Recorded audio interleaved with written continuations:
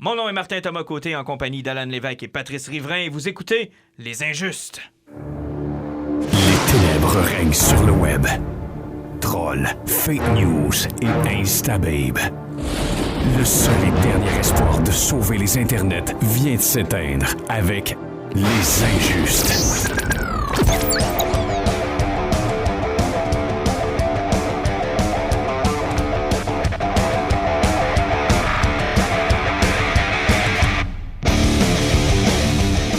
Est-ce que tout le monde s'est remis de sa soirée au Game Over? 2 semaines après, j'imagine que oui. Ben oui, c'est sûr qu'on s'est remis. Là. Alan, tu t'es remis, oui? Oui, je me suis inscrit à une académie de Jedi là, pour faire des combats de sable laser. Là. Ok, non, je pensais que t'allais dire, je me suis trouvé une deuxième job pour pouvoir payer tous mes Kickstarter. Ouais, on tout est sous contrôle à ce niveau-là. Tout est sous contrôle financièrement, Alan, on s'inquiétait. Ah non, ça va. Ça va, donc tu vas réussir à faire tes fins de mois? Ah oui, certainement. Hey, grosse émission aujourd'hui, alors que, tranquillement, pas vite, les boys, on avance vers Avengers Endgame. Il reste 17 jours à peu près, 15 jours. Ouais, il reste 3 semaines à peu près. Là, ouais. Avez-vous un petit hype? Avez-vous un petit... Le truc, c'est de pas avoir de hype. Bon, toi, on le sait, là. Pat, t'as-tu un hype? Ben moi, j'ai surtout hâte à Godzilla, mais bon, je peux peut-être avoir un hype à Avengers. Hey, aidez-moi quelqu'un, là, s'il vous plaît. Dites que vous avez un hype. J'ai plus hâte à Hellboy cette semaine, là, pour commencer. Il y a ça qui décolle, puis après ça, ça va être Avengers Endgame. Et je dois, puis pourquoi je vous ai commencé avec ça? Je vous ai surpris, je vous ai pas dit, je l'ai pas mis sur la liste, mais c'est que je dois absolument, mais absolument féliciter la créativité des fanboys de Marvel et des gens qui trippent sur les films Marvel pour la théorie la plus populaire de comment on va détruire Thanos.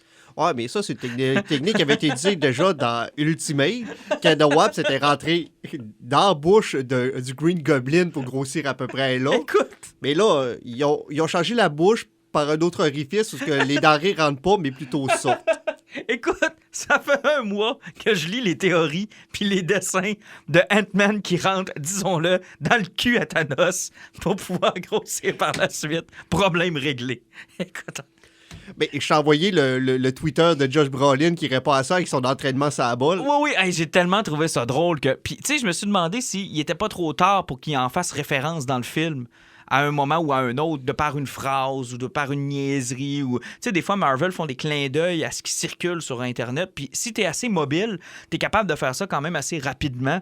Je me demande s'ils ont pas... Ils feront pas un clin d'œil à cette théorie-là, parce qu'honnêtement, j'ai bien ri. Puis tu l'as dit, Josh Brolin s'est prêté au jeu où on le voit carrément sa bolle de toilette en train de forcer en espérant sortir Ant-Man. Et je trouve ça tellement drôle. Sérieux, moi, je finirais le film comme ça. Et je serais vraiment satisfait. Bref, le mois d'avril, c'est un gros mois pour les geeks. On a ça. Tu me dis que tu as Hellboy que tu attends. Moi, c'est, comme bien des auditeurs, assurément Game of Thrones qui commence bientôt. J'ai hâte.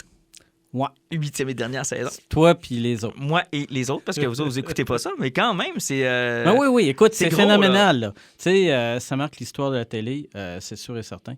C'est une série qui est culte, je pense qu'on peut dire ça. Qui passe à l'histoire par rapport à tout ce que ça fait. Puis c'est certain que immanquablement, il va falloir quand même jeter un œil parce qu'il va y avoir des affaires qui vont être épiques. Là, ça va être capoté. Ça va peut-être vous donner le goût de vous taper peut-être les autres saisons une fois que c'est terminé. Là.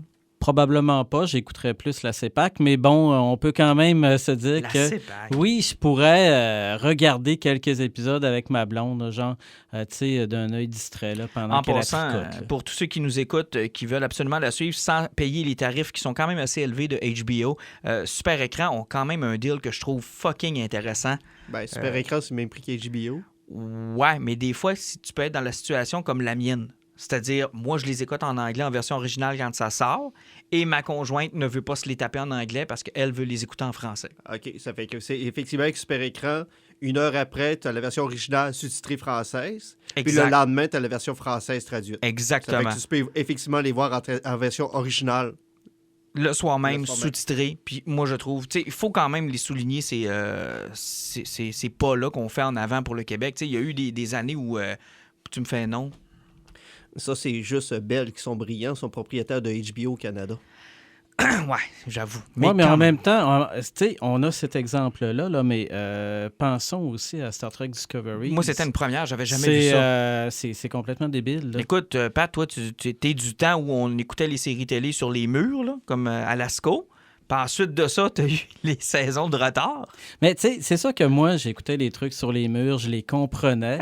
Toi, hier, il a fallu qu'on aille voir un film puis que tu amènes ton garçon de 8 ans pour que tu comprennes Shazam. Il me l'a expliqué, d'ailleurs. Ouais, une chance c'est qu'il ça. était là. Une chance qu'il était là. Exactement. Mais n'empêche qu'on a connu quand même, sans blague, tu sais, les X-Files, par exemple, où on était quoi, 2-3 saisons en retard? Ça dépend. Ben oui. À un moment donné, c'était une saison de retard. Il y a eu un moment donné où on les les a rattrapés, là, Ouais. mais c'était long, là.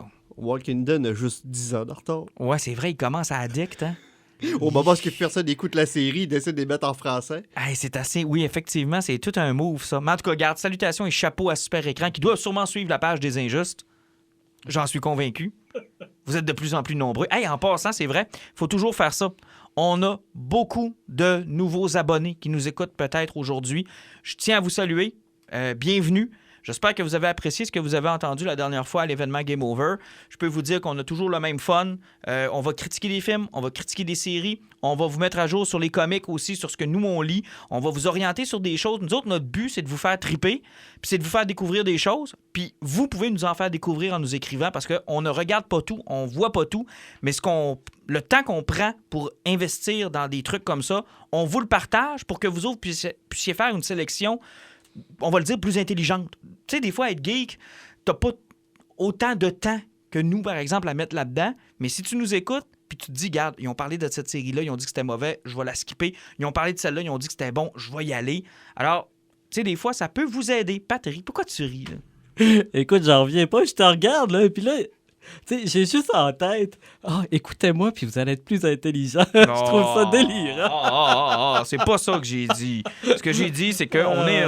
puis manger donc de la Non, écoute, je suis d'accord avec toi. C'est vrai que plus on parle de quelque chose, plus ça crée des discussions, puis plus ça peut ouvrir des portes à des gens qui ça serait peut-être pas intéressés aux mêmes affaires que nous autres. Puis en même temps, nous autres, tu sais, il y en a qui vont nous écrire, qui vont nous parler d'une telle affaire, puis on va dire « Ah oui, c'est vrai, ça existe, etc. » Entre nous trois, on se fait découvrir des choses. Veux pas. Moi, Alan écoute beaucoup plus de trucs que moi, je peux en écouter. Toi, tu lis beaucoup plus de trucs que moi. C'est ça. Fait que des fois, on s'en fait découvrir. Puis moi, dans le fond, je suis juste celui qui est là pour vous poser des questions. Avec le mot... Le mot de la fin. Le mot qui tire. La question qui tue. Non. On va y aller comme ça. Hey, on commence avec notre premier sujet. Et bien évidemment, pour ceux qui nous écoutent, voici l'alerte. Attention, spoiler alerte. Attention, spoiler alerte.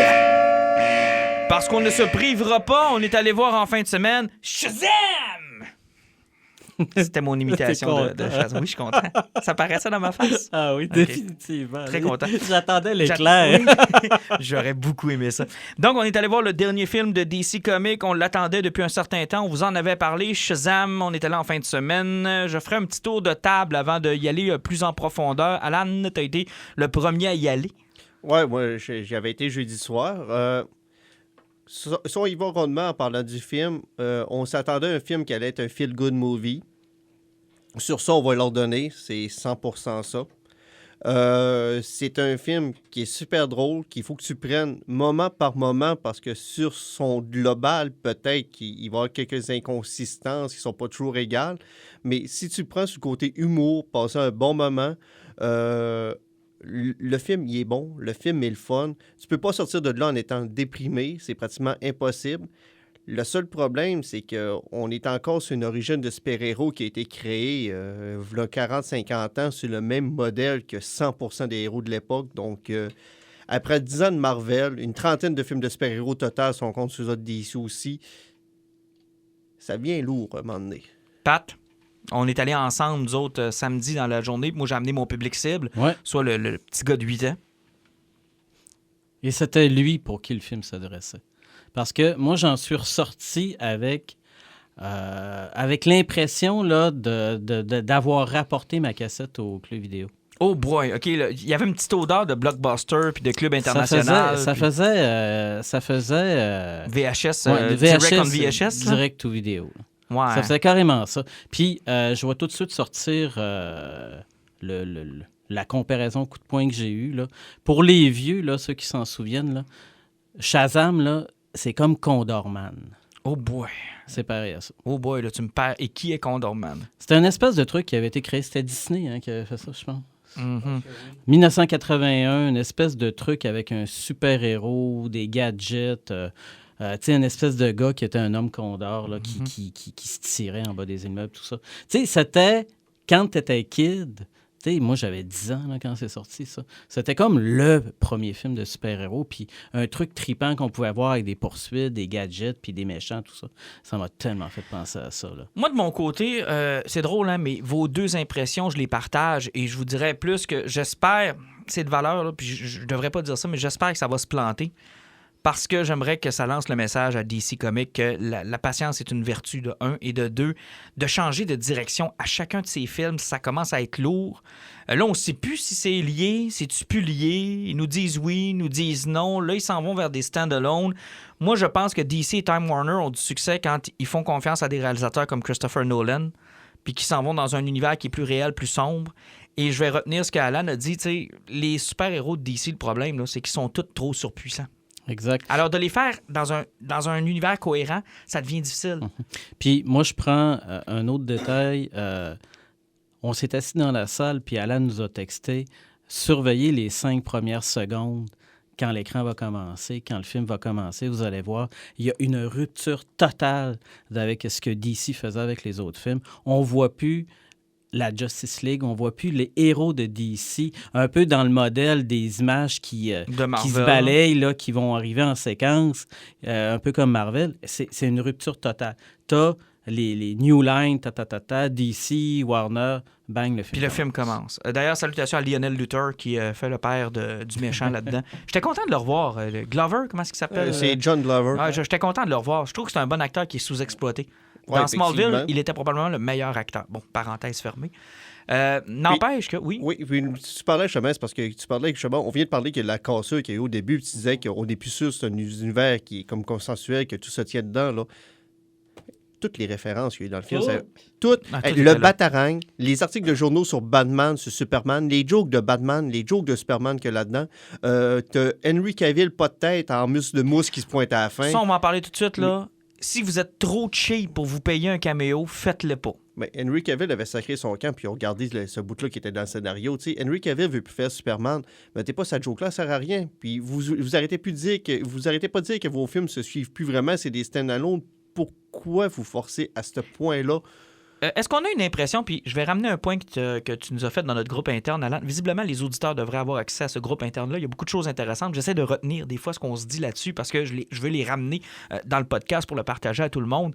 Mais il y a un moment donné où tu m'as frappé, Alan, quand tu as écrit « Je pense qu'après Avengers Endgame, ça va être fini, là. » La fatigue va s'installer. Un film comme Shazam d'origine basic, même un film comme Captain Marvel qui venait de sortir avec Brie Larson, le film était très, très léger, très moyen. On l'a pardonné parce qu'on savait qu'elle s'en venait dans Endgame et qu'on en avait besoin. T'enlèves Endgame qui s'en vient, ce film-là n'aurait jamais fait 1 milliard. Impossible. Et la question qu'on doit se poser, c'est... Est-ce que DC est en train de se dire, regarde, dépêchons-nous avant que la fatigue s'installe, finissons nos projets, mettons-nous du cash dans les poches, puis quand ça sera, tu sais, on ne travaille plus à rendre ça au niveau supérieur.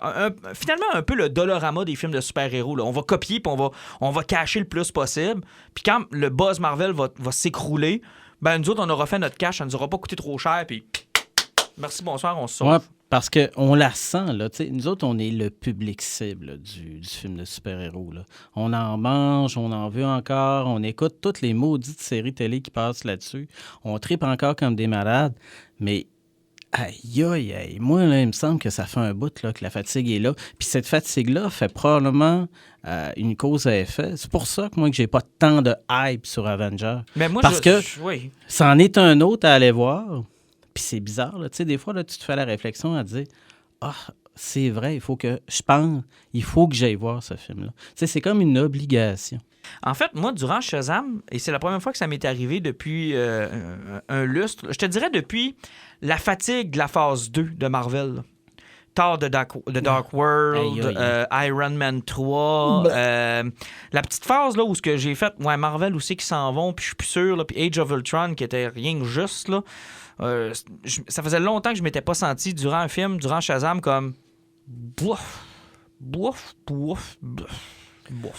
Mais c'est parce que Shazam, là, si on en revient maintenant, c'est pour en parler, oui, il est tout au niveau de l'univers consensuel, il y a trop de in qui étaient dedans. Mais au niveau du film, si on voyait que l'histoire de base, c'est tellement une histoire qui est basic. Le Flo qui devient orphelin en 2010 moyen. parce que sa mère l'a abandonné dans un parc, puis la police, avec son nom, pour réussir à retrouver l'appartement. Assez facile, hein? Ça se peut pas. Ça se peut pas. Tu peux pas perdre un enfant. Mais tu sais, là, encore une fois, tu vois en quelle année que ça a été écrit. Une année où possiblement que c'était possible. Probablement. T'sais. Sauf qu'ils ont gardé ça. T'sais, la mère le perd dans une fête foraine, à peu près en 2010. Même peut-être un petit peu plus tard que ça, parce qu'il n'était pas si jeune que ça. Puis ils n'ont jamais retrouvé la mère. Elle a repris son nom de jeune fille, puis ça a fourré la police des États-Unis au grand complet. Oui, la police de Philadelphie sont vraiment juste mauvais, là. Ils n'ont jamais été capables d'aller voir le nom de jeune fille de la fille. Mais moi, ce que j'ai aimé, c'est le changement de perspective, par contre. Quand lui nous raconte son histoire, sa mère est enjouée, elle est fine, elle est super géniale, puis elle l'aime au bout, puis elle retrouve ton chemin, puis blablabla. Et quand elle le confronte ou le rencontre, elle raconte sa version à elle, où on voit que des yeux d'autres qu'un enfant avait l'air vraiment fatigué. Ouais, c'est une jeune mère de 17 ans, là, puis qui avait eu un enfant par accident avec un criminel, puis elle voulait pas le garder. Mais c'était justement un des points forts. Plus l'humour de Shazam, le point fort, c'était le thème de la famille qui était bien travaillé du début jusqu'à la fin. Avec la famille adoptive, avec ses 5 frères et sœurs adoptifs qui sont là. L'importance de se tenir, l'importance de la famille, c'est quelque chose qui était super bien traité. Tu rajoutais ça avec l'humour, c'est pour ça que je dis que c'est un feel-good movie. Tu peux pas sortir de là déprimé ou autre. C'est un film qui... Ah non, mon gars adorait ça en passant. Là. Puis quand tu dis que ça s'adressait à lui, Pat, c'est à lui que j'ai posé des questions. Puis lui, ça a passé comme du beurre dans le poêle. Là. Les entraînements de ceux qui s'entraînaient, c'était super drôle. Ça, c'est super basic. Ça coûte pas une scène en plus de faire d'un film. Tu filmes des séquences de 15 secondes, tu prends le take qui est bon, puis ça marche. Mais au moment où le film commence à tomber, c'est quand tu arrives avec l'histoire du vieux sorcier, du méchant Savannah, c'est Sivana et les 7 péchés capitaux, et encore une fois, avec du DC qui s'en va à la Suicide Squad, des monslettes faites en CGI qui qu'on servent reconnaît à pas, rien. là. Dans Steppenwolf, Doomsday, ils sont tous dans la même veine, là. D'abord Doomsday, Ils n'ont pas de foutu couleur. Ils sont tous gris-bruns. Puis on sait pas qui est qui, hein. En passant, quand il dit « il reste l'envie », là, je me posais la question, on l'a-tu vu dans la vie? Ben, il y a un glouton, vu qu'il y avait un gros ventre, puis qui s'ouvrait, là. Ouais. Lui, mon fils l'a remarqué. Ouais. D'ailleurs, il y a un moment donné où, je sais pas si, genre, le gars, le scripteur a fait « Hey, continuez, je m'en vais aux toilettes. » Puis que pendant qu'il s'en allait aux toilettes, Stephen King passait par là. Puis il a fait « Hey, je vais vous aider. Je vais écrire la scène de la salle de conférence. » Puis là, après ça, il est revenu de sa piste, puis il a pas lu ce qui était écrit, puis il a continué, là. Cette scène-là détonne, là. Oui, je suis d'accord avec toi parce que les 7... Moi, par exemple, je tire mon chapeau, là, les créatures qui ont été créées, je les trouvais belles, moi, parce que moi, je suis un amateur de monstres. Bon, on s'en douterait pas. Là. Non, c'est correct. Puis, moi, je les ai aimés, les monstres. Puis, je le savais que Shazam, la magie, puis l'espèce de sorcier, c'était lié aux 7 péchés capitaux. Là. Ça faisait longtemps que je le savais. Sauf que là, tabarnouche, là, il était violent, là, les 7 péchés capitaux. Hard, là. Ils ont puis, mangé une tête. Mais l'affaire, c'est que si on est dans un feel-good movie, si on est dans un truc où le public cible est clairement familial, voire enfant, il y a eu des moments de violence que je me suis dit, oh, ça, c'est déplacé. Hey, salut, t'es mon frère. Ça, je te c'est prends, puis je déplacé. te crisse par la fenêtre. Oui, exactement. L'affaire, c'est que je suis toujours surpris dans ce type de film-là quand il y a des morts odieuses. Je me dis, hey, pas sûr, là. Bon, OK, je pourrais te dire que quand j'étais jeune, j'écoutais Robocop, là. Oui, Mais, puis, bon, tu sais, j'ai écouté plein d'affaires trash quand j'étais kid aussi, là. On est peut-être Mais- plus sensible là, en vieillissant aussi, là, on se dit... Ça se peut. Mais mon Tu sais, kid regarde. m'a tenu à la main. Hein. Il a Oui, pas oui, aimé ça, ce puis bout-là. il te l'a dit, puis je l'ai entendu quand il a dit qu'il n'aimait pas les monstres, puis que tu as répondu « Ah, c'est juste un film. Ben, il fallait que je le Exactement. récupère. J'ai dit, écoute, c'est juste un film, concentre-toi sur Shazam, il Mais va tu y sais, battre. justement, rien que de la façon que tu vois justement tout le staff se faire tuer à travers la billetterie qui part, pas que le monde envole ses murs, t'es vu s'arcoter dans les murs. Puis à la fin, il reste rien que John Clover, justement, qui est encore vivant. Puis qui envoie l'espèce de Goro à 4 bras, fait dessus, puis le démembre grand mort. Tu vois pas le morceau envoyer, L'avarice, là, hein. mais tu vois qu'il fait dessus, puis qu'il le fait en morceaux. Ah là. non, c'est terrible. Puis cette scène-là, tu sais, on dirait que le gars, comme je te dis, le gars est allé pisser, là, puis c'est genre les 3 gros Les trois gros débiles qui ont décidé d'écrire cette scène-là, puis ils se sont fait plaisir, puis ils ont juste pas regardé ce qu'ils avaient écrit, là. Puis là, tout de suite après, là, t'embarques avec Shazam qui fait du Fortnite en dansant, puis C'est qui ça. pète des murs, puis qui essaye de voler. L'acteur s'appelle Zachary Lévy. Zachary Lévy. Parlez de sa performance un peu? Ben, lui, à peu près tout le monde dans l'univers geek le connaît à cause de Chuck. Oui. C'est que on parlera pas de ses performances dans Thor. Ouais, c'est le Ça n'a pas fait longtemps, ça. Ouais, hein? c'était le Robin des Bois qui est mort rapidement dans le troisième. Ouais. D'ailleurs, quelle belle scène, ça. Hein? Tiens, merci, bonsoir. Ouais. Zachary Lévy, j'ai l'impression qu'encore une fois, là, c'est à peu près ce que j'ai ressenti que j'ai été voir Aquaman, puis une des parties que j'avais pas aimé avec James Wan, qui a tourné 4 films différents parce qu'il y a des halles de tournage, on reprend le tournage, on recommence. J'ai l'impression que Zachary Lévy a tourné, c'est parti, puis après, ils ont tourné avec le kid. Oui, parce que c'est pas le même personnage. Et ça ne fonctionne pas parce que l'une des forces dans Shazam, c'est que c'est la même et unique personne. Alors, tu dois avoir tes 2 acteurs et tes 2 personnages au diapason. Et moi, dans le film, je m'excuse, mais c'est 2 personnages différents. Billy Batson est quelqu'un qui est enfermé sur lui-même, qui est très de l'autre. Un peu emo. Il est peut-être un petit peu emo parce qu'il n'est pas capable de faire confiance au monde parce que vu qu'il est abandonné puis qu'il recherche sa mère, il refuse tout contact avec les autres. Mais dès qu'il devient Shazam, mais la joie de vivre reprend le compte dessus puis... Ça marche pas. Puis ça fait bizarre. Zachary Lévy, une prestation qui est incroyable. Son Shazam, il est super le fun, mais il ne fit pas avec le kid. Et le costume est laid. Je m'excuse, mais le costume est vraiment cheesy. Là. C'est vraiment laid. Là. Ouais, la mousse paraît. Je pense Power qu'en Rangers 93, en 2019, ça paraît un peu gros. Ça me fait penser au costume de Tick dans Amazon Prime. Oh, mais ça, c'est pas bon, ça. Là. C'est comme 2 choses sur on parle d'une série TV à petit budget et d'un film qui a eu un budget mitigé, limite. Mais... Et je terminerai parce que le temps file et on a d'autres sujets. Mais est-ce que DC Comics a déjà donné suite à une scène de fin de crédit? Ben là, le film finit avec la chenille bizarre que Pat va nous parler un peu tantôt, mais il n'y a pas juste ça, c'est parce que le film aussi, là, il n'y avait pas une scène. Il m'a fait filer un petit peu comme Captain America 1. La première fois qu'il a utilisé ses super-pouvoirs avec l'autobus qu'il a attrapé, qu'il a fait sauter avec les éclairs, là, de un, on pensait tous qu'il allait partir à voler par tenir l'autobus, mais même pas. Ils ont fait tomber l'autobus dessus, puis il l'a attrapé par le windshield sans passer bord en bord de la vitre, puis il retenait le monde. C'était... D'ailleurs, méchante commotion. Festival des commotions cérébrales, hein? Le monde qui sont pétés à la face. Ben là, c'est parce que... Encore là, il n'a même pas essayé de sauver tout le monde. Le monde se faisait partout, puis tout le monde est enterré. Puis même à hauteur qu'ils sont tombés avec la bus, puis la façon qu'ils les ont pognés, là, le monde sont tous cassés. Ouais, ils sont morts, là. Ils sont tous morts. Hey, c'est des méchantes commotions. Hey, t'es entendais dans le surround du cinéma. POC! Avec les vitres cassées. J'étais comme, shit! Man. Là, tu voyais un film qui n'avait pas d'argent, puis il a fait, on va faire ça le plus simple possible. On fait quand tomber l'autobus, qu'au moins qu'elle tombe, on coupe. Plan suivant, il a des bras. Ouais, c'est ça. Merci, bonsoir. Bonsoir. Mais c'est... Non, c'est pas chic. Et je te répète la question. Si on fait... Tu sais, je faisais l'inventaire dans ma tête en m'en venant au podcast. Que ce soit Green Lantern avec Sinestro à la fin. C'est sûr que la Shazam Family aussi. Ouais, Shazam Family, ouais. La Qu'est-ce Shazam qu'on a à Family, dire? écoute, bon, tu sais, moi, je la connaissais, la Marvel Family. Moi là. aussi, mais... Tu sais, je savais que c'était une bonne introduction. Tu sais, s'il y avait les méchants, s'il y avait les perchés capitaux, mais il fallait que la Marvel Family soit là. Mais cette version-là de la Marvel Family, c'est celle post-Flashpoint. Parce que avant Flashpoint, ils n'étaient pas aussi nombreux. Tu avais Mary Marvel, tu avais Freddy, tu avais Shazam, Billy Batson. Puis je pense que ça se limitait pas mal à ça. Tu en avais peut-être un autre. Ils ont été peut-être 4 gros max. Mais dans Flashpoint, dans la bande dessinée, ils sont le nombre qui sont là dans le film. Puis eux autres, dans Flashpoint, ils font un seul personnage ensemble. Puis après Flashpoint, ils sont tous restés là.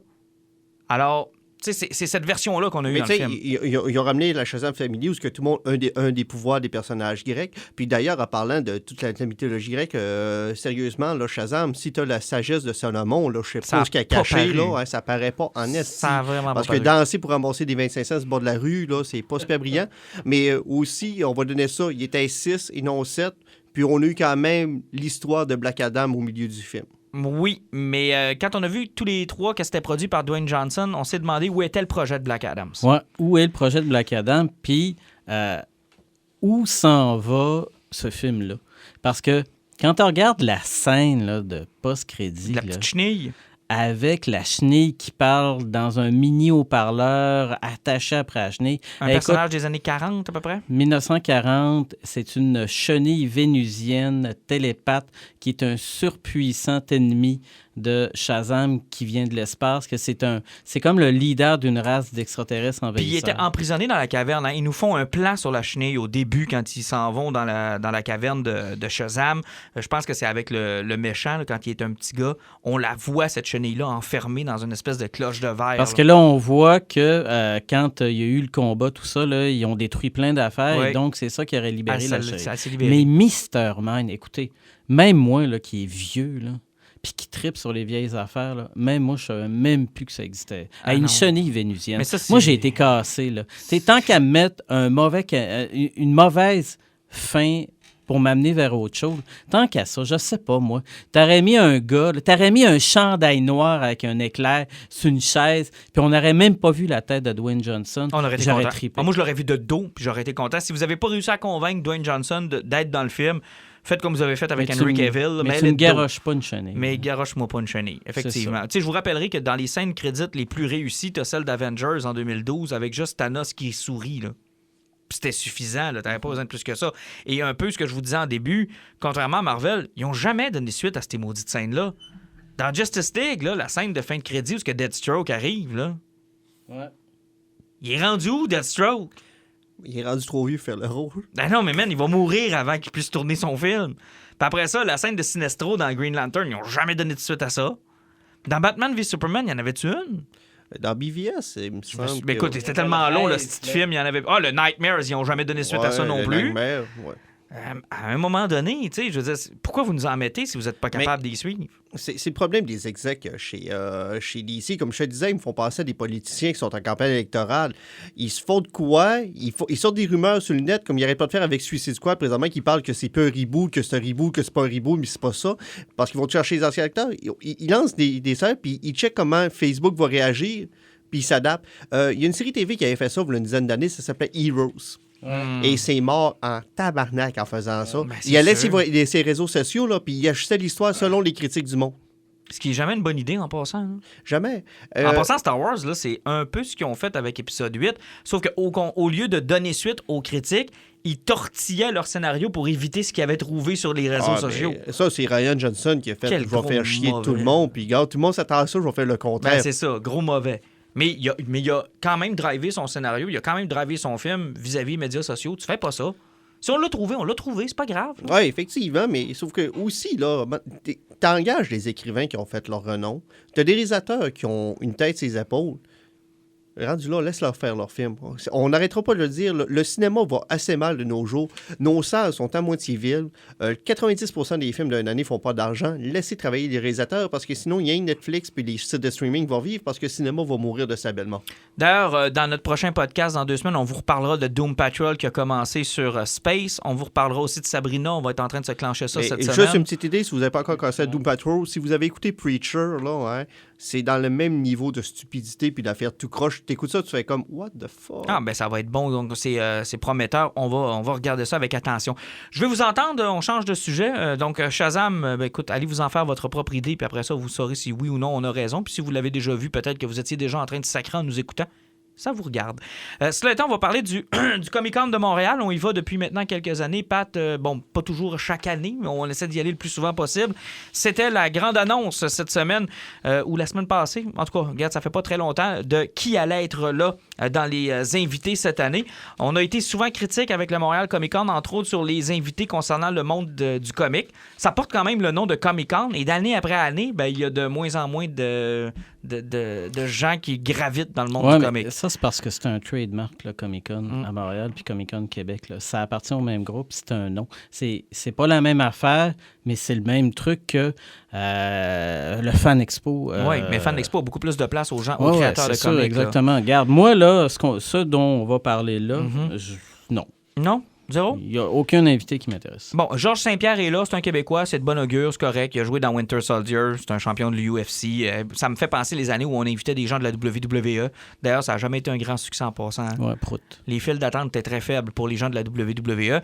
Sinon, dans les invités un peu plus vedettes, on va dire ça comme ça, William Shatner est donc le président d'honneur cette année, l'invité, le grand invité d'honneur. Captain Kirk, on a-tu besoin de le dire, c'est son 4e passage, je pense, à Montréal. Mais ça, c'est un winner à chaque fois qu'il est là. Tu sais, je veux dire, ceux qui ont le regret comme moi de ne pas y avoir été encore, c'est peut-être dans vos dernières chances. Là. J'ai remarqué que tu as passé vite par-dessus Tom Welling. Non, on y retourne, c'est juste que je trouve qu'il est moins gros que William Shatner. Là, tu t'insulteras toujours bien pas William Shatner en disant que Tom Welling est plus gros, là. Ben, William Shatner m'a toujours impressionné parce qu'il est capable de croquer des piranhas avec sa bouche. Non, mais William Shatner, ça reste fucking William Shatner. Ben, c'est ça que je dis. Il est plus fort qu'un piranha. Puis, tu sais, moi, ça fait quoi? 4 conventions que je vais, puis qui est là, puis que je dis tout le temps, la prochaine fois. Puis, tu sais, quand je suis allé voir Adam West, j'étais content, puis regarde, je l'ai pas regretté, il est trop tard. Là. Fait que William Shatner, c'est peut-être dans ses dernières apparitions à Montréal. Là. Si vous l'avez pas vu encore, c'est là. Souvent, ce qui fait que c'est décourageant, ce genre d'immenses vedettes-là, c'est les coûts qui sont reliés les à coûts ça. sont fourrés. Parce que bon, il faut que tu t'attendes à au moins 100-150 $ pour oui. être capable d'avoir juste ta dédicace. Ta dédicace va assurément être au-delà de 100 $. Ta dédicace, puis là, qu'est-ce que tu fais? Tu veux-tu une dédicace ou bien tu veux te faire prendre en photo? Ben moi, je là, vais il y faut aller que tu avec sois la dans photo. comme une espèce d'attente. Mais la photo, ça va mieux que ça allait. Puis je te dirais que c'est quasiment mieux que la dédicace. Parce que tu as des heures précises à laquelle tu dois te présenter, puis tu fais pas de fil nécessairement. Non, c'est sûr. C'est sûr que tu as toujours le problème de courir après ta photo après quand tu y vas juste une journée, mais j'imagine qu'avec le numérique aujourd'hui, ils doivent avoir réglé ça. Là, je peux pas C'est croire. possible. Mais moi, c'est sûr que si j'y vais cette année voir Shatner, ce sera pour la photo. Moi, la dédicace, j'en ai déjà une que j'avais reçue en cadeau d'un ami que je salue, qui est sur ma bibliothèque, mais j'aimerais ça aller le voir en vrai, lui serrer à la pince. Donc ça va être probablement un invité que je vais aller voir. Tom Welling, Rosenbaum, Lex Luthor et Superman de la série Smallville. Has been. Non, je suis pas d'accord. Tu sais pourquoi que Tom Welling a arrêté de faire du cinéma, hein? Parce qu'il has been. Non, suite à son mariage, il a totalement lâché ça. S'il est retourné à la TV l'année dernière dans Lucifer, c'est parce qu'il s'est séparé. Puis c'est lui-même qui a approché les studios pour jouer dans des séries. Puis le monde a été plus que content parce que Lucifer, au début, il voulait lui donner la moitié de la saison. Il a fait, si je rentre, je fais 20 épisodes sur 22. Ils ont comme fait, OK, n'importe quand. Ah ouais, en tout cas, regarde, tant mieux. Il va être là pour Smallville, Lucifer, bien évidemment, séance de photos, autographes. Puis le Lex Luthor de Rosenbaum, c'est quand même un des bons vilains qu'on a eu. Là. Oui, un autre qui a souffert de la maladie qui apporte Vancouver. Arrow finit l'année prochaine à cause de la maladie Vancouver. À un moment donné, que tu as une vie, puis que tu as d'autres choses dans ton bled aux États-Unis, Vancouver, ça scrape tout. Alan Tudyk, on va se le dire, ça, c'est une grosse prise. Une grosse prise. Firefly, Doom Patrol, Rogue One, écoute, il y en a, et on peut en nommer encore toutes les voix d'autres. qu'il a faites partout. Exactement. Donc ça risque d'être un invité qui va être vraiment, vraiment agréable. Je vous avais dit qu'il allait avoir des invités de Star Trek Discovery, on s'est pas trompé. Captain Pike va être là. Le Spock aussi de Discovery va être là. L'an dernier, on avait eu Michael Burnham. C'était dur d'aller plus haut que ça. Oui, c'est ton coup de cœur, Pat. Ça va être dur d'aller plus haut que ça, mais quand même, je trouve qu'ils sont allés chercher deux bons invités pour aller remplacer. Dans Umbrella Academy, Cameron Brother. Quand même une bonne idée. Ouais. Pourquoi pas? Ouais. Pourquoi pas? C'est un des kids. C'est un des kids. Les Power Rangers vont être là si ça vous intéresse. Écoute, quand je vous dis que dans les comics, il n'y a pas grand-chose, mais heureusement, on en a 2. 3 même, que je trouve vraiment cool. D'abord, c'est qui? tu vas voir. Kevin Eastman, co-créateur des Teenage Mutant Ninja Turtles. Moi, je l'ai vu il y a 2 ans à Montréal. J'ai fait signer mon DVD, mon premier DVD du film de 90. J'ai fait signer aussi mon gros trade paperback des 6 premiers numéros là, de 84. Un gars généreux. Si vous allez le voir, il va non seulement vous signer votre article, mais il va vous faire une tête de tortelle. Et ça, là... Mais il n'est pas toujours là, lui. Non, c'est la 2e fois qu'on le voit à Montréal. Et je te dirais que c'est un des gars les plus sympathiques que j'ai vu en convention. Ça vaut vraiment la peine d'aller le voir. Avec le hype que vous avez par rapport à la série, puis avec la qualité des albums que vous apportez des fois là, pour en jaser, c'est sûr que c'est une prise qui est géniale. Là. Surtout que, tu sais, il est un peu contre-culture, il est un peu hors-circuit en même temps. C'est pas un Marvel DC. Là. Exact. Donc ça c'est je trouve ça absolument génial pour ça. Daily Gilsham va être là aussi. Green Lantern, GSA, Fantastic Four. Lui, il a fait beaucoup de trucs, Daily Gilsham, puis je trouve vraiment que c'est un bon dessinateur. Donc, va être là. Et le 3e, c'est Rag Morales. Ben oui, Rag Morales. C'est une très belle prise, en passant. Et c'est lui qui a écrit l'excellent, l'incroyable, Le merveilleux Identity Crisis. C'est tellement bon. Hey, ça. parlant de ça, là, l'autre jour, écoute, je vous fais un petit aparté. Là. Je fouille pour trouver de quoi dans ma bibliothèque, puis là, tout d'un coup, je tasse une pile de livres, puis là, je dis j'ai Infinite Crisis, j'ai Identity Crisis, moi. Ben oui, Je les ai trouvés dans ma c'est bibliothèque. tellement bon. Là où Donc, la, juste pour vous dire que des fois, il y a des affaires qui apparaissent chez Si. vous, là, ben, yeah! la femme d'Ellen Guntenman, Ouais. dont tout le monde se crissait, est morte. Soudibni. Soudibni. Who the fuck is Soudibni? On le Mais- sait pas. En même temps, c'était pété comme histoire. C'était écœurant. Moi, j'adorais ça. C'était malsain, c'était le fun. Puis en passant, je suis sûr que ça va être cool d'aller le voir. Puis j'ai le hardcover chez moi de Identity Crisis. Il n'y parce avait que pas moi, de j'avais Jim beaucoup aimé ça. Shooter qui allait être là aussi. Oui, Jim Shooter est là aussi, mais je le vois pas dans notre liste qu'on a Il devant est dans les le yeux. bas, là, il mais me semble, dans mais une il de- est là. Là. Il est là, dans oui. le bas de James Feld. Ah, exactement. Jim Shooter, Superboy, Legend of Super Heroes, Superman. Donc lui, il est là aussi. Et Ray Park. Ouais, mais j'aimerais mieux parler d'Elisa Taylor que Ray Park. Ray Park. Le fucking Ray Park. Ah, mais tu vas faire dédicacer ton steelbook de solo? Jamais. Écoute, Jamais. J'aimerais tellement ça qu'on soit en train de marcher, que tu es à côté de moi, Ray Park passe, puis je fais touc, Ah, je le une bombe. photo avec toi. Ah non, moi, je le bombe. Je fais comme j'ai fait à Patly. Ah, pauvre J'y petit Pat. rentre dedans. Hey, Ray fucking Park. Il m'a fait beaucoup trop dépenser d'argent en 99 pour 2 lignes et une moitié de quart. Ah, mais c'est aussi Snake Eyes. Qui ça? G.I. Joe. Oh, sacrement. C'était Toad dans X-Men. Ah oui, c'est vrai, c'était Toad dans X-Men, avec la plus belle réplique d'Halle Berry de sa pauvre carrière cinématographique. Qu'est-ce qui arrive à un Toad qui est frappé par l'électricité? La même chose que n'importe quoi d'autre. L'avantage de ces répliques-là, hein, c'est que ça fait passer like a C'est- turd in the wind pour du Shakespeare. Ah, c'est tellement vilain, man. Qu'est-ce qui arrive à un Toad frappé par l'électricité? La même chose que n'importe quoi d'autre. Ben, coudonc. Asti que c'était vilain. Mais bref, Ray Park va être là si vous voulez faire signer la moitié de votre figurine de Darth Maul. Ou encore juste lui crier qu'il a gâché votre enfance. Ce que moi, je vais faire, là. Je pense que c'était plus la faute de George Lucas qu'à lui.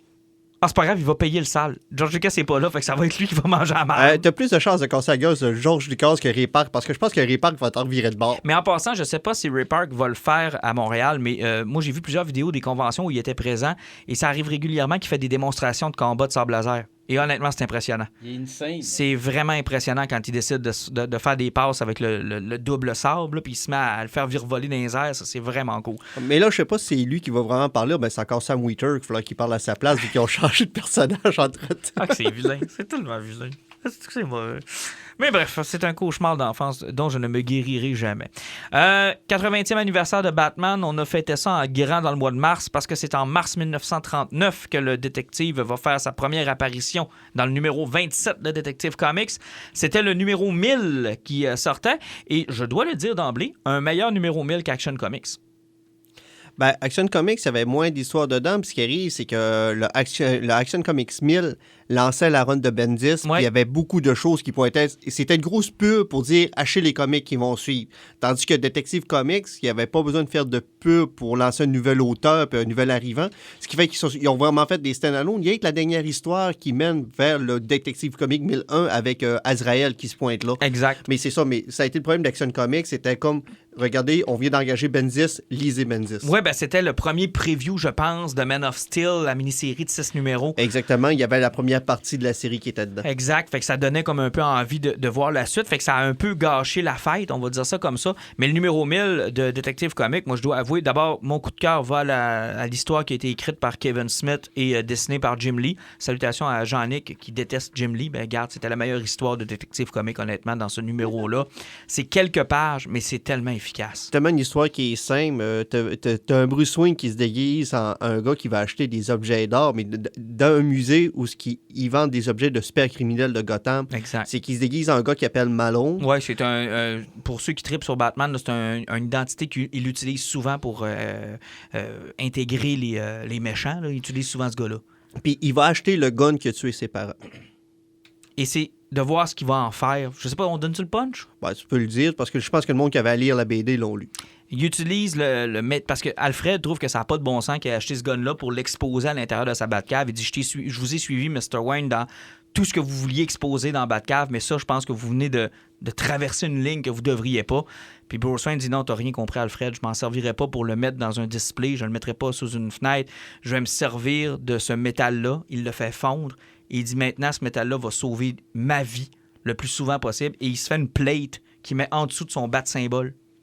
Et tout le long de la bande dessinée, on comprend pas trop pourquoi, mais il se fait tout attaquer par des méchants. Il y a des séquences où on le voit se faire attaquer, puis c'est toujours sur le bat-symbole. C'est toujours son bat-symbole, justement, qui mange le coup. Alors, c'est comme pour se sauver. Alors, il a pris une pièce qui a détruit sa vie, puis il en a fait quelque chose pour sauver la vie. J'ai tellement trouvé ça bon. Puis l'autre histoire que j'ai trouvée bonne, c'est pas du Batman Beyond, mais ça m'a fait un peu penser à ça. C'est le vieux pingouin qui s'en va se confesser. Brian Michael Bendis avec Alex Maliv, les deux qui se retrouvent ensemble. Maliv qui décide du Batman. C'est tellement bon, là, où on a un pingouin très âgé qui s'en va visiter un Bruce Wayne handicapé, qui parle plus, vieux, détruit par la vie qu'il a menée en tant que Batman. Et il va le voir dans le seul et unique but de se confesser. J'ai toujours su que c'était Bruce Wayne. Je t'ai laissé faire parce que ça me sauvait la peau de toutes les autres, de savoir que tu allais être là pour me sauver, pour intervenir si jamais il arrivait quelque chose. Tu étais ma police d'assurance. Et t'as Batman qui, à la fin, lui joue un tour, l'électrocute, puis il dit « Je le savais que tu le savais. » Man, c'est tellement bon, là. Honnêtement, ces deux histoires-là, ça c'est vraiment le pingouin qui, dedans, il arrive, j'aurais pu faire sauter ton manoir n'importe quand, j'aurais pu te faire sauter n'importe quand. J'aurais pu tuer Alfred. Puis là, t'as juste Bruce Wayne qui l'électrocute avec sa chaise sous puis il regarde, fait comme, je le savais depuis le début, fait comme, t'es pas supposé de pas savoir parler, toi. Écoute, c'est tellement bon. Mais l'autre que j'ai beaucoup aimé, là, qui était beaucoup plus humoristique, quand il s'appelait, c'était chose Groody, le Henchman. Le Henchman. Écoute, c'était Paul Dini qui l'a écrit, c'est Paul Dini qui... Tu sais, Paul Dini, un peu à la manière de Almost Got Him, l'épisode de Batman Animated, là, où les méchants se réunissent au poker, puis ils racontent chacun comment ils ont failli réussir à tuer Batman. C'est un peu dans le même genre où chacun des méchants sont invités à parler d'un henchman qui engage une fois de temps en temps, à quel point c'est un crétin, puis qui détruit toujours les plans, puis qu'il n'est pas capable de suivre, qui se fait tout le temps pogner, c'est un idiot. Mais à la fin de la bande dessinée, on se rend compte que c'est une identité secrète pour tous les membres de la Bat Family. Qui s'en vont saboter de l'intérieur les plans des méchants. C'est tellement bon, là. Tu finis de lire ça, c'est comme calice.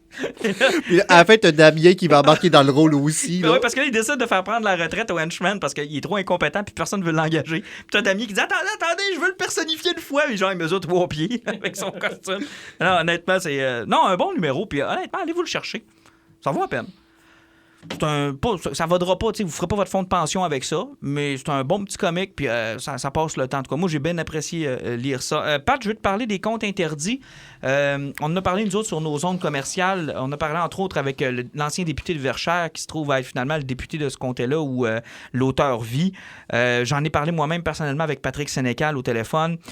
Pour faire une petite histoire, c'est le conte Hansel et Gretel de Yvan Godbout qui a subi une plainte d'une enseignante qui considérait que c'était de la pédophilie. La pornographie juvénile. Puis que là, ça avait eu une plainte, le livre avait été retiré, il avait été republié avec un avertissement de trucs, là, littérature... pour adultes. Pour adultes avertis, c'est ça. Et là, tout d'un coup, on change de gouvernement. La SQ a une bulle qui passe au cerveau, puis il décide de porter des accusations, d'aller chercher l'éditeur en chef, d'aller chercher l'auteur. Écoute, c'est fou. Là. On a saisi toutes les copies. Chaque copie qui était retirée des magasins devait être ressaisie par la SQ. Non, c'est horrible comme histoire. Même l'éditeur n'a pas le droit d'avoir ces copies-là. Parce que si tu le lis, si vous l'avez chez vous, si vous en parlez comme on en parle en ce moment, ben là, on parle de pornographie juvénile. Et ça, c'est assez étrange parce que j'ai parlé à des avocats criminalistes qui me disaient, ça veut dire qu'il faut être conséquent.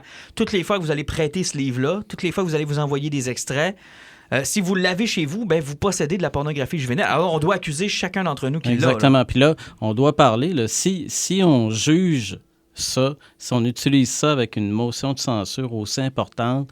Donc, tous les livres que vous avez lus en fonction, par exemple, là, des jeunes femmes qui s'étaient fait enlever, 14 ans et disparus, les trucs sur la prostitution, les trucs sur les agressions, c'est de la pornographie Mais oui, juvénile. la ligne, elle arrête où, là? C'est surtout ça Exactement, qu'on se là. pose comme question. Puis Exactement, Patrick là. Sénécal, ça disait la T'sais, même chose. Ça n'a pas de bon sens. Là, ça, c'est jugé, mais on va aller voir, par exemple, là, des témoignages, on va aller lire de la poésie érotique. On va penser, par exemple, moi, mon meilleur exemple, c'est Mein Kampf se vend encore en librairie. Ben oui. Puis Donc, à ce niveau-là, il faut qu'on réfléchisse en tant que société. Ça s'en va où, le délire des réseaux sociaux qui pensent faire sortir les justiciers là, de leur salon, de derrière leurs ordinateurs? C'est de la Christie de marde. Et moi, je dis toujours la même chose. Hein. En censure, là, puis je sais que je me fais souvent attaquer avec ça, mais c'est pas grave. Là. C'est soit tout est bon ou rien ne l'est. Et moi, je préfère toujours avoir tout parce qu'on peut expliquer après. Que Mein Kampf soit vendu, je trouve que c'est une bonne chose. Ben, l'affaire, c'est que majoritairement, nous autres, quand on le vend, là, ça va être des parents avertis qui vont arriver puis qui vont dire j'ai eu une discussion sérieuse avec mon garçon, il faut qu'on en parle. Donc là, le livre bouge. Puis le livre, là, la version qui se vend maintenant, là, c'est tout avec les grosses annotations, les avertissements, les trucs qui étaient ressortis dernièrement. Tu sais, c'est rendu que ça n'a pas de maudit bon sens. Parce que si tu le rends rare, là, tu vas craquer des gens de vouloir aller le chercher à tout prix, puis pas avec les bonnes intentions. S'il est disponible, il y a toujours moyen de faire de la prévention. Tu sais, ça n'a plus de bon sens. Qu'est-ce que la prolifération des médias sociaux a apporté? C'est-à-dire que tu vas avoir... Comme l'idiote de Gatineau là, qui dit que la Terre est plate. Là. Mm-hmm. Tu vas avoir plein d'affaires de même, puis plein de gens qui pensent que parce qu'ils ont lu ça quelque part, c'est la vérité. Écoute, Tabarnouche, c'est une œuvre de fiction. Là, jusqu'où les gens ne comprennent pas c'est quoi le mot fiction. On aura l'occasion d'en reparler. Peut-être qu'on s'invitera quelqu'un. Je sais que j'ai parlé avec Samuel Archibald, qui est un de nos chums qu'on a déjà eu à l'émission. Peut-être que ce serait intéressant de l'entendre. Oui. Moi, j'ai discuté avec lui de ce dossier-là, puis il était complètement assommé, bien évidemment. Tu sais, où est-ce qu'on arrête? Je sais que son ex, Geneviève Peterson, pensait la même chose. Là. On va faire quoi si on commence à censurer ce gars-là? On va censurer qui? C'est ça, mais sauf que le SJW, le SJW, le Social Justice Warrior, justement, c'est le mouvement qui s'attaque à tout ce qui existe comme ça. Puis on est au début. Il y a des élections qui ont été perdues, qui ont été gagnées avec ça. James Gunn en a été victime à cause qu'il y avait de commentaires politiques, justement. Les médias sociaux, c'est 1% de la population, mais on dirait là, qu'ils comptent pour 1000% de la population. Ben, on le voit dans tous les débats de société. Puis, tu sais, un débat aussi... Moi, ce qui me fascine ces temps-ci, puis je veux pas trop rentrer dans le politique, mais quand on regarde le débat sur la laïcité puis les sondages, qu'on voit que tout le monde est d'accord, mais tu regardes les réseaux sociaux puis on dirait que c'est tout à fait le contraire. Puis c'est là que tu prends comme conscience de... Hey, attends peu, là. Moi, les sondages, qui sont quand même des outils scientifiques, me disent que 80% du monde est pour. Je regarde les médias sociaux, j'ai l'impression que c'est le contraire. 80% du monde est contre. Alors, ça va devenir difficile de gouverner, de prendre des décisions. C'est très, très, très difficile. On est sur une pente glissante, puis pas à peu près. Là. Puis, ce qui arrive, c'est qu'au niveau de la justice, c'est que là, il y a des plaintes qui sont faites, tu es obligé de les traiter. Ça fait que, vu que les médias sociaux, c'est encore nouveau, puis il n'y a pas vraiment de réglementation là-dedans, c'est où c'est que ça va s'arrêter, puis quand est-ce qu'ils vont mettre une barre? Parce que, tu sais, exactement ce qui est arrivé avec les comptes interdits, là, hein, on commence à arriver... comment ça s'appelait, là? C'était l'index. L'index qu'on a déjà eu. On va tomber dans le 1984 aussi avec Big Brother. C'est que tu élimines tout ce qui fait pas ton affaire. Ou tu le corriges. Ou tu le corriges, tout simplement. Rappelez-vous cette scène en 1984, en fait, qui est la job de Winston, le personnage principal. C'est quoi la job de Winston? C'est de prendre les journaux de chacune des dates puis de changer les articles pour que ça fitte avec l'histoire que le parti veut bien te faire avaler. Puis après ça, il renvoie ça dans les archives. Tu sais, dans la dernière semaine, là, ce que j'ai vu le plus passer, là, puis que en y repensant, c'est tout à fait logique, c'est, écoutez, les comptes interdits ne sont pas disparus, là, ils sont rentrés en force, là, comme avec un bulldozer dans les librairies. Il y en a en tabarnouche, on en a reçu un shitload. Ça se vend? Ça se vend, c'est terrible. Puis, écoute, quand on fait le palmarès, là, on pourrait pratiquement mettre tous les tomes dans le palmarès. Wow! Il y en a combien à date? Hein, il y en a une douzaine de sorties, je pense. 12, peut-être un petit peu plus. C'est relatif selon les auteurs puis selon le ton qui est donné. OK. Plus tu choques, plus ça va te marquer, puis plus il va y avoir des affaires. Mais c'est peut-être pas les plus choquants, les meilleurs, mais ça dépend toujours des goûts. Et on en parlait, pourquoi? Parce qu'il y en a un qui sort bientôt? Oui, il y a Boucle d'or qui s'en vient. Du même auteur? Non, d'un autre auteur, je me souviens plus de qui. Mais ça va être incroyable parce qu'on attend des quantités astronomiques. Mais je vous faisais référence à des trucs qui sortaient. 1984 sort beaucoup en ce moment. Mais surtout, un livre qui est... je pense qu'il nous en reste juste. On a de la misère à tenir des copies, là, mais c'est quand même Fahrenheit 451 qui sort beaucoup en ce moment. Surprise. Parce que tu as des profs puis tu as des gens qui disent à leurs étudiants, ben là, ce qu'il faut que tu lises, c'est Fahrenheit 451. Puis là, il y a du monde qui vont commencer à comprendre que c'est pas d'aujourd'hui l'idée de vouloir censurer certaines affaires. Moi, en 1984, j'ai souvent dit à bien des gens que c'était ma Bible. J'adore ce livre-là. J'adore. Mais pas juste ça. Puis en plus, il faut jamais oublier qu'en essayant de censurer, en faisant n'importe quoi, par chiant qui ont quelque chose, en général, tu as l'effet contraire. Ben Parce oui. qu'une des premières personnes qui, même à l'époque, avait sorti son roman, là, puis que les réseaux sociaux n'étaient pas super puissants, on n'est qu'à penser que si Dan Brown a une carrière aujourd'hui, c'est à cause du Vatican. Ben oui, c'est sûr. Si le Vatican n'avait pas pogné les nerfs sur le fait que Jésus était papa, là, dans le cas de Da Vinci, là, son livre aurait été un best-seller sans plus ni moins. Et rappelez-vous que ça a failli tuer le monde du comic aussi dans les années 50 avec le Comic Code Authority. Rappelez-vous le rapport Wertham. Oui, le sénateur McCarthy, il y a la chasse aux sorcières. Quand on s'était mis à dire le fameux livre Seduction of the Innocents, c'était complètement débile. On avait dit que ça faisait Mais la promotion de l'homosexualité. Ça l'a mis un terme à EC Comics qui s'était spécialisé dans l'horreur, l'épouvante, Tale from the Crypt, ces affaires-là. Ben, ça avait rendu Batman campy. Ouais. Le Batman d'Adam West doit sa naissance à ce mouvement-là. Il n'y aurait pas eu d'Adam West puis de Bing, Paf, Pif, Pouf, Paf s'il n'y avait pas eu le fameux Comic Code Authority. Puis Marvel, rappelez-vous, ils ont sorti de ce comité-là. Oui. C'est comme ça qu'ils ont fait leur gros mouvement populaire. C'est comme ça. Bref, regarde, on garde ça. On va essayer d'en reparler. On va essayer de s'inviter quelqu'un là-dessus. C'est toujours intéressant. Puis moi, je l'ai lu le passage en passant du compte interdit. Oui, c'est hard. Je vous l'ai envoyé, les gars. Là. Oui, c'est hard. C'est On très sait hard, que c'est hard. Là. Moi, j'ai lu d'autres comptes interdits qui sont absolument atroces, mais c'est de la littérature. Ben, c'est à l'auteur de choisir. C'est pas à l'auteur, mais je veux dire au lecteur après ça de choisir s'il aime ou il aime pas. Tu sais, moi, je suis un fan de Jean-Christophe Granger. Là, puis dans ses romans, là, j'ai lu des affaires qui étaient presque pire que ça. Oui. Je vous parlerai pas des affaires qui se passaient en Afrique puis quelle sorte de lubrifiant qu'ils utilisaient que c'était trop tight. Là. Ça fait que... ouais. Tu sais, c'est parce que c'est toujours ça qui arrive. C'est les bouts qu'ils vont chercher. C'est de la littérature. C'est parce que le monde essaie de ramener des faits une fois de temps en temps. Mais les gars, je veux pas... comment je pourrais dire? Amener du... comment je pourrais dire ça? Je veux pas amener la malchance, mais quand j'ai vu cette nouvelle-là, moi, savez-vous à quoi j'ai pensé? Moi, j'ai pensé à la bande dessinée d'Alice qui s'en vient. Quel sera le seuil de tolérance au Québec pour une bande dessinée comme celle-là? Ben, je dirais qu'en partant, si t'écris 18 ans et plus dessus, t'es supposé de te... Ouais. Et Alice, elle a 17 ans. Ouais. 18? 17-18 ans. Mais... Elle a 18. Elle a 18 ans, c'est clair dans le roman qu'elle a 18 ans. Mais quel sera le seuil de tolérance pour une bande dessinée limite porno?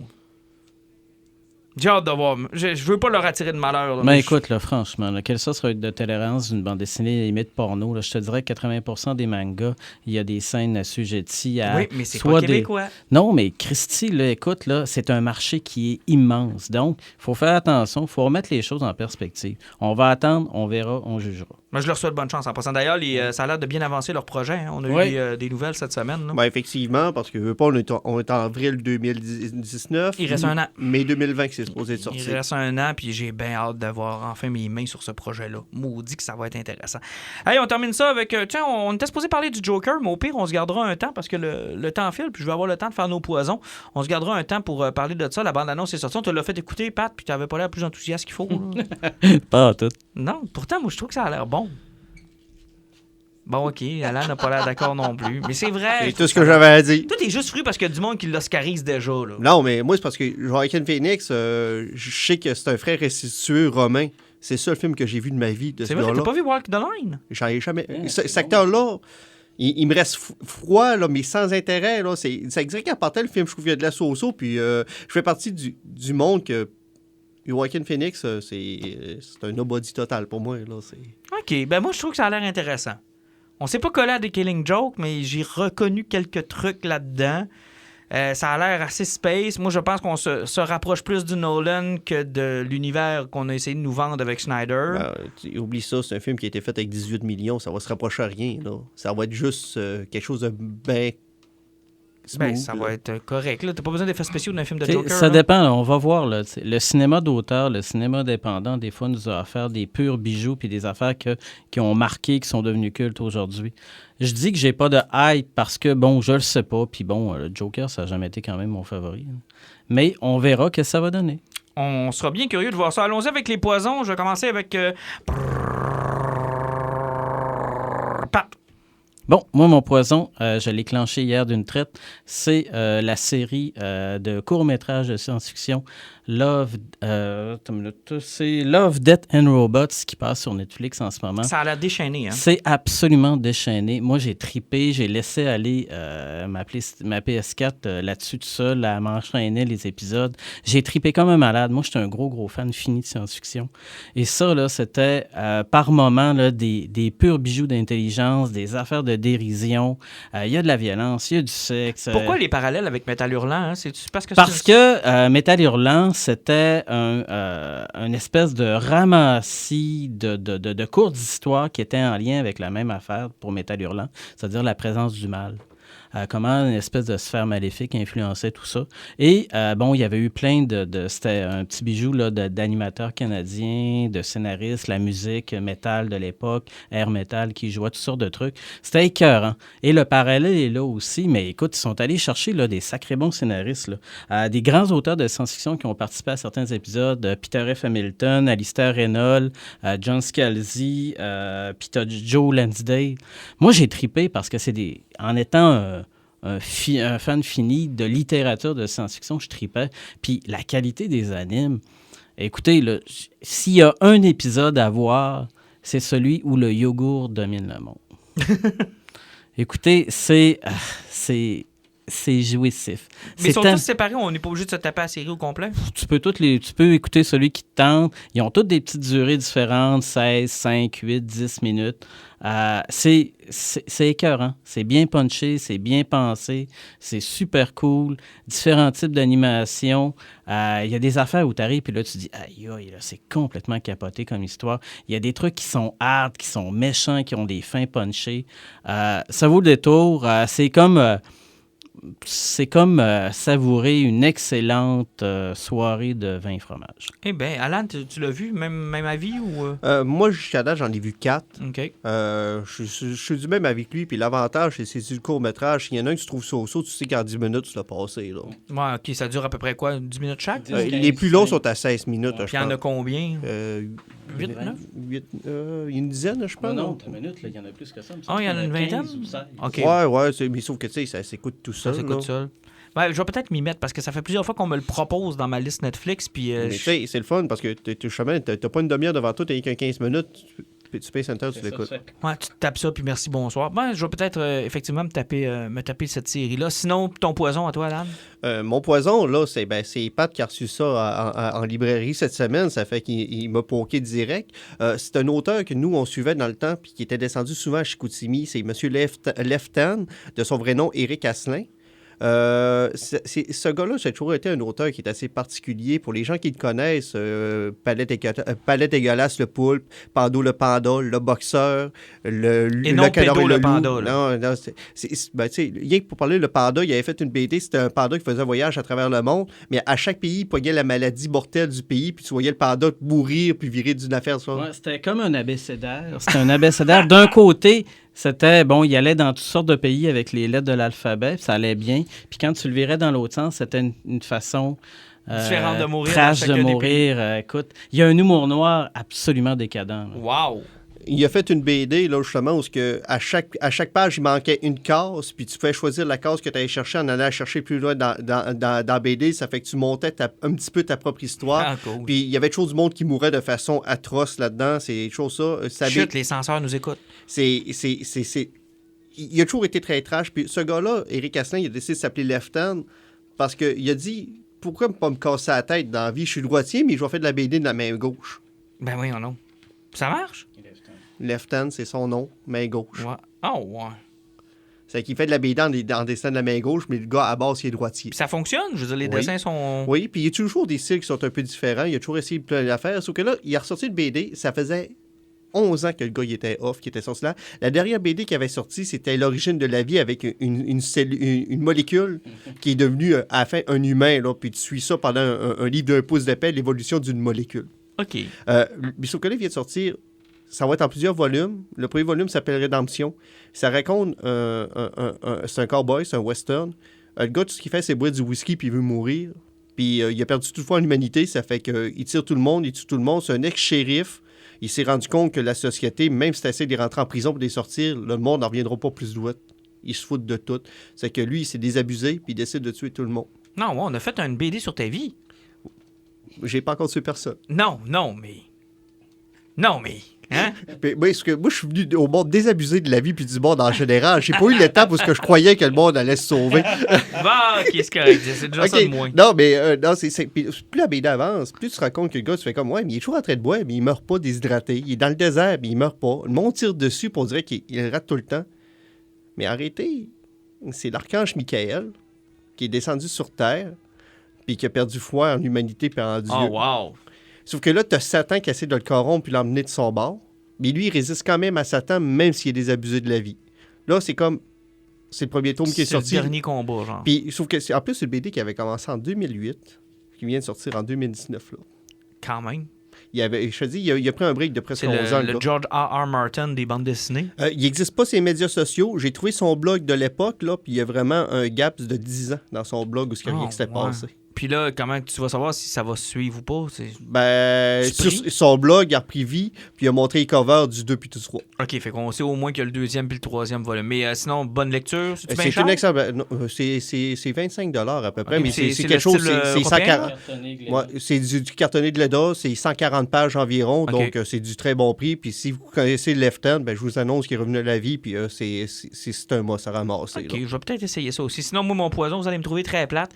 Oui, j'ai lu le TP de Batman. Je suis encore la run de Tom King qui, contrairement à Scott Schneider, ça a pris du temps à décoller. Je te dirais que depuis le mariage, on sait un peu plus qu'on s'en va. Puis je vais faire une seule remarque sur cette série-là. Je pense que DC Comics ont un dad issue. Je pense qu'ils ont de la misère avec les papas. Parce que là, Jor-El, on savait qu'il était revenu dans Superman. Quel trou de cul. Ouais, mais à ta peu, là, c'est parce que dans Batman, c'est Thomas Wayne qui est là. Le Thomas Wayne de Flashpoint qui est revenu, là. En Batman avec des gars? Ouais. Et là, je sais pas trop pourquoi il est revenu, comment il est revenu. Évidemment, il y a peut-être des auditeurs qui ont de l'avance sur moi parce que moi, je l'ai su en TP. Mais j'ai bien hâte de... Tu sais, là, on a un problème de papa chez DC, là. Autant du côté de Superman que du côté de Batman, on a beaucoup de misère avec les papas. Fait que là, je sais pas ce qui s'en vient avec Thomas Wayne. J'ai hâte de voir où c'est qu'on s'en va avec ça. Et mon dernier poison, mon gars, c'était la fête de mon gars vendredi. Il y a 8 ans. Et on y a acheté une Nintendo Switch. J'avais jamais joué à la Nintendo Switch. On a acheté... Vie, hein? J'espère que t'as pas embarqué sur Zelda. Non, on a acheté Mario Party. J'ai redécouvert Mario Party. Nintendo, là, c'est vraiment les miens. Je m'excuse. Je sais que vous autres, vous êtes peut-être plus PS4, vous êtes peut-être plus Xbox One ou whatever. Moi, j'ai toujours été Nintendo de part... D'abord, c'est facile à jouer, c'est pas trop compliqué. T'as pas beaucoup de temps à investir là-dedans non plus, on s'entend. Là. On joue 1 heure, une game, merci, bonsoir, on passe à autre chose. Maudit la belle console. Tellement pratique. D'abord, tu peux jouer sur la télé. La manette fait 2 manettes pour jouer à Mario Party. Donc, si tu as 2 manettes, tu trouves en avoir 4. On joue en famille. Tout le monde est capable de jouer. Ma petite fille de 5 ans, ma blonde, moi, mon gars, tout le monde comprend comment ça fonctionne. Ça prend pas trop de temps. On a du fun, autant les parents que les enfants. On est écœurés. Ils sortent la tablette de la console. Puis ils s'en vont jouer ailleurs. Puis ils nous libèrent la TV! Effectivement. Mais sauf que ça, oui, c'est toujours l'affaire que j'ai toujours un petit peu trouvé. Parce que quand ça sortit, il y a du monde, des fois, dans ça, que ça gossait, puis il y a beaucoup de personnes qui ont graffiné leur écran. Ah non, moi, j'ai acheté une seconde classe. Ouais, t'as presque pas le choix parce que c'est arrivé souvent. Mais moi, c'est toujours ça qui m'a aidé ça un peu parce que ça fait comme un petit peu moins sécurisé. Ah ben, tu sais, t'as un kid qui sac trop fort sur là, puis il pète le connecteur. Il faut que tu fasses attention. Je te dirais que chez nous, c'est les parents qui contrôlent la console. Mais tu sais, quelle belle bebelle. Oui, belle bebelle. 2 défauts. 1, ce n'est pas un media center. Non, c'est normal. Mais ça, il faudrait qu'ils règlent ça.